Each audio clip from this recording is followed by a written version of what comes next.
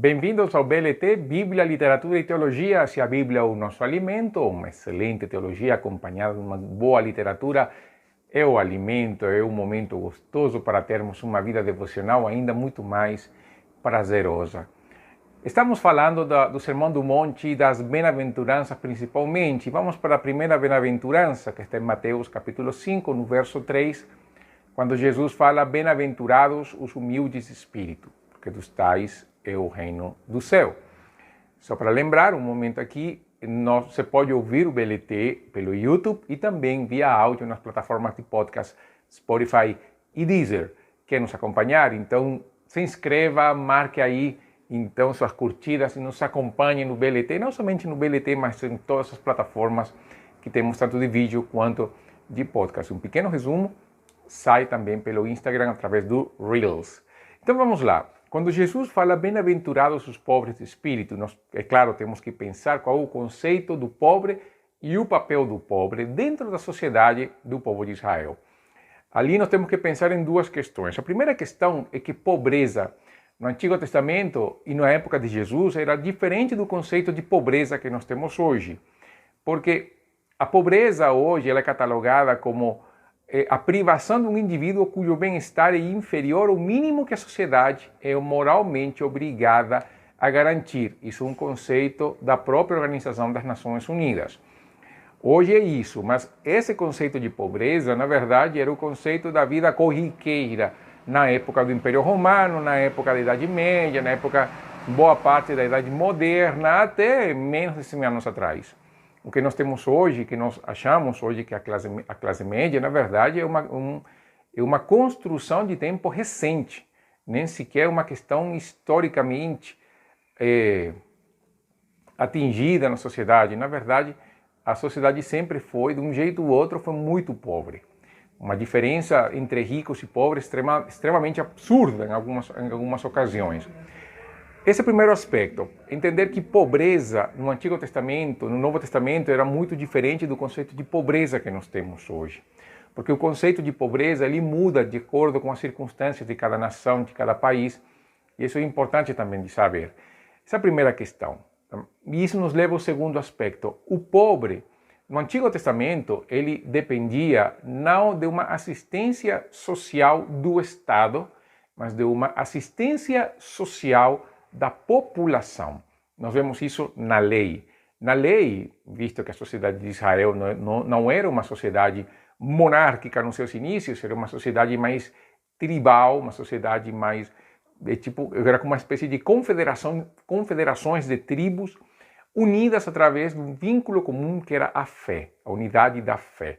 Não havia uma capital do Estado, havia um centro de culto religioso único, onde todo o povo de Israel se concentrava nas festas anuais. Fora disso, a vida do povo de Israel era uma vida com uma espécie de confederações de tribos, uma coisa mais ou menos semelhante a essa.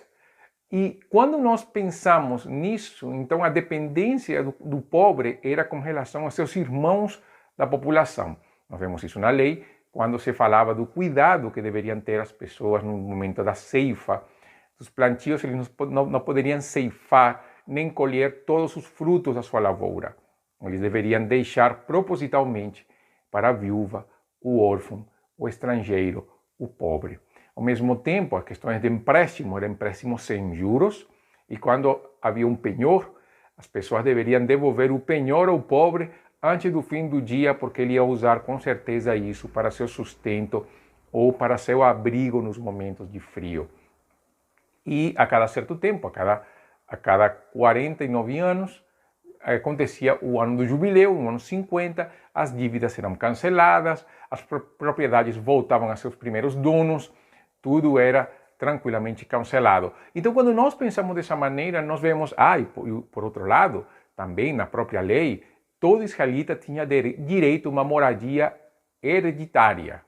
Quer dizer, se eu era membro da família tal, da tribo X, e por herança me corresponde alguma cidade, algum vilarejo, eu tenho direito a usufruir desse bem e não somente usufruir desse bem, eu não poderia vendê-lo como direito de propriedade fixa para alguém, eu poderia vendê-lo, mas no ano do jubileu ele voltaria a mim assim sempre meus filhos teriam um lugar onde viver.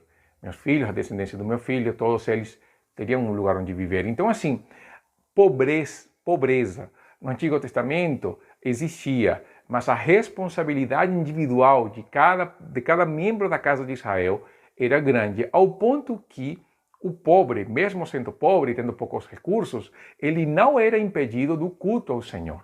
Ele poderia oferecer coisas menores em termos de valores, porém nunca alguém deveria se apresentar ao Senhor de mãos vazias.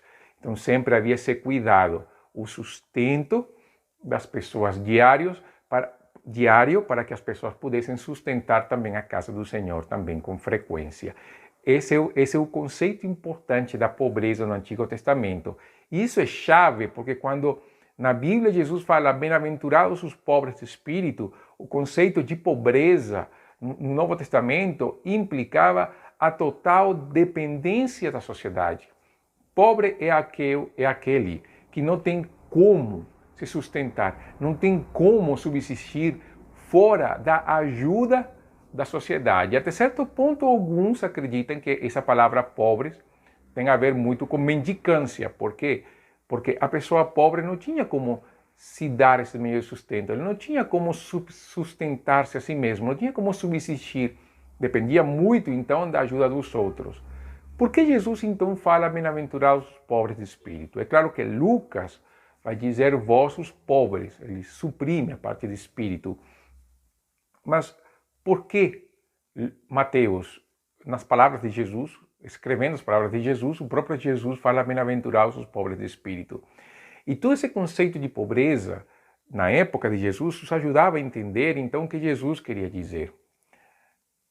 Pessoas sem sustento, pessoas que não tinham condições de vida, pessoas que dependiam dos outros para viver, pessoas que não tinham um estado de bem-estar social para ajudá-los. Jesus fala, é uma atitude de espírito, e por isso que algumas versões como a Almeida Corrigida e a mesma atualizada, ela não usa em alguns momentos a palavra pobres, senão humildes, porque dá justamente essa ideia de falta de sustento completo, de total dependência. E é possível que a palavra humildade nos ajude um pouco a entender então esse conceito de pobres de espírito, porque o que Jesus está mostrando é justamente que pessoas dependentes totalmente do Senhor são bem-aventuradas. A pobreza, então, me leva a depender de alguém. A pobreza, o que nós chamamos hoje de pobreza extrema, era na época de Jesus a pobreza padrão.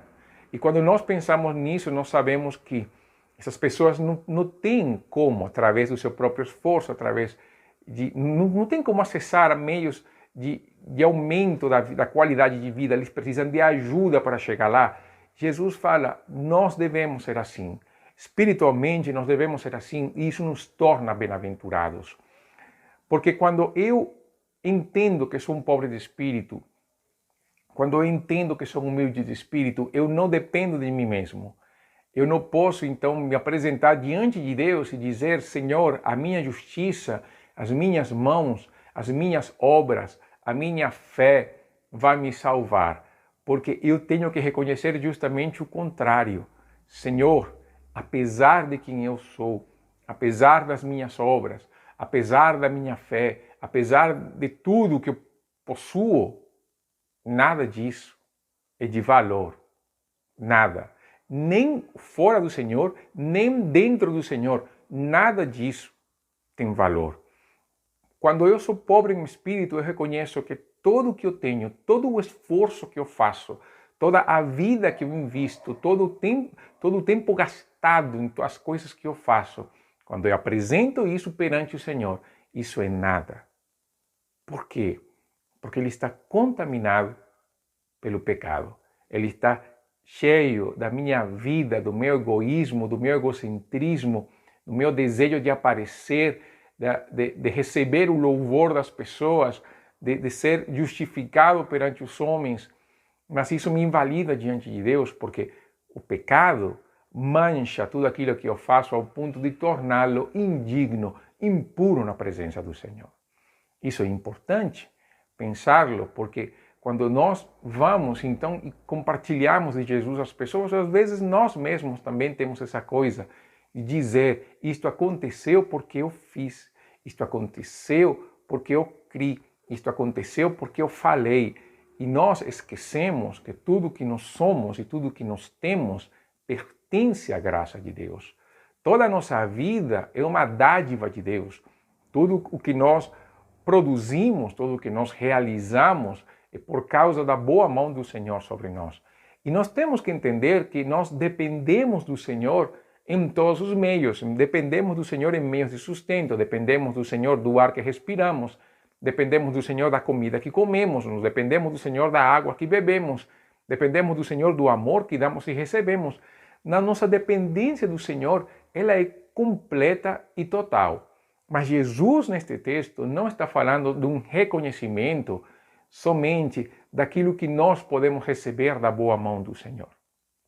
O que Jesus está falando aqui é o reconhecimento de que eu, por mim mesmo, não posso entrar na presença de Deus porque eu sou um homem pecador. E eu preciso, então, de alguém que pague a minha dívida, que cancele aquilo que me impede de chegar na presença do Senhor.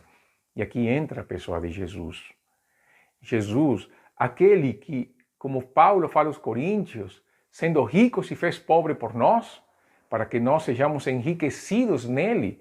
Como Paulo fala aos Efésios, que nós fomos bem-aventurados com toda a bênção espiritual nos lugares celestiais em Cristo Jesus. O mesmo Jesus que Isaías o chama o servo sofredor. Nós temos que pensar que Cristo veio na humilhação da carne para pagar o preço pelo nosso pecado, para que nós possamos ser justificados perante Deus, para que a ira de Deus fosse paga, para que a justiça de Deus fosse satisfeita, para que todo aquele que crê nele possua a vida eterna. E quando eu penso assim, eu penso, então o que isso tem a ver com o pobre de espírito? O que isso tem a ver é muito, porque a dívida que me separa com Deus foi cancelada. O preço do castigo que me traz a paz foi pago por Jesus. Eu não posso pagar aquilo que é impossível para mim pagar, porque eu não tenho nada. Junte tudo o que você tem, todos os seus bens, todo o seu conhecimento, a tua experiência da sua vida, a herança familiar, pegue tudo aquilo que você faz, todos os seus sonhos, seus planos e projetos, apresente isso perante Deus como meio de salvação. Isso é absolutamente menos do que nada. E por isso, perante um Deus santo, perante um Deus infinito, todo esforço humano é nada. E por isso Deus mesmo pagou o preço para que nós pudéssemos obter a vida eterna. Um pobre de espírito reconhece justamente isso, porque ele nada possui, ele nada tem, não tem meio de sustento, precisa de alguém. E ali quando nós olhamos para Jesus e falamos, como fala o salmista, todas as minhas fontes estão em ti. É nesse momento em que nós entendemos a soberana e maravilhosa graça do Senhor. Quando olhamos para Jesus e entendemos que o preço foi pago e que eu não preciso fazer absolutamente nada para merecer esta grande salvação. Um pobre de espírito, ele simplesmente se ajoelha e rende a sua vida a Jesus, porque é a única coisa que ele pode fazer. Ouvindo o Evangelho, a palavra da vida, o Espírito de Deus vem e toca a sua alma. E nessa hora ele pode dizer, Senhor Jesus, nada eu fiz, nada eu mereço, eu sou um pecador. Obrigado por morrer na cruz, tomar o meu lugar, que eu possa viver sempre para a tua glória, no perdão dos teus pecados, rendendo a minha vida ao Senhor. Isso é um pobre de espírito, nada possui, nada tem, mas Jesus fala, deles é o reino dos céus. Por quê? Por aquilo que eu falei de Paulo aos Coríntios.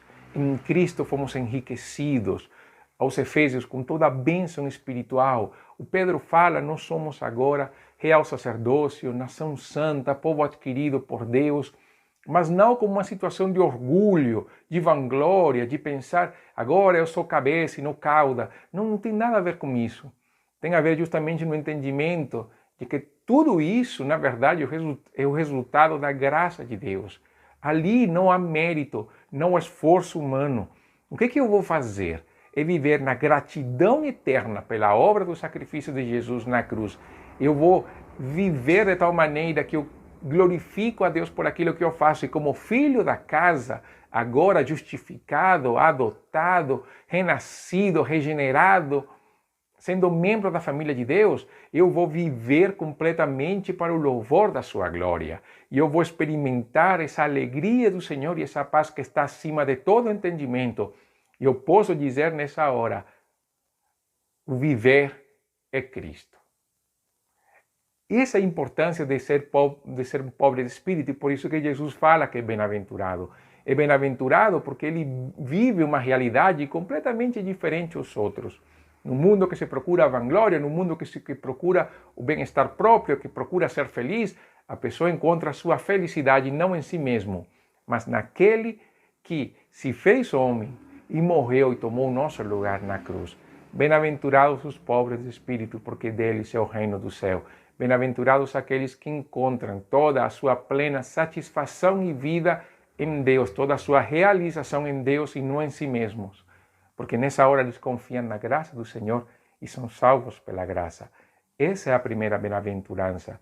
Nos acompanhe mais aqui no BLT, Bíblia, Literatura e Teologia, para aprender um pouco mais sobre as bem-aventuranças, um pouco mais sobre o Sermão do Monte. Nos acompanhe nas próximas séries. Não se inscreveu ainda? Aproveite e se inscreva então no nosso canal aqui no YouTube ou nas plataformas de Spotify e Deezer, e nos acompanhe então nas próximas séries, nos próximos momentos subseguintes. Até então, que Deus te abençoe. Isto foi o BLT, Bíblia, Literatura e Teologia.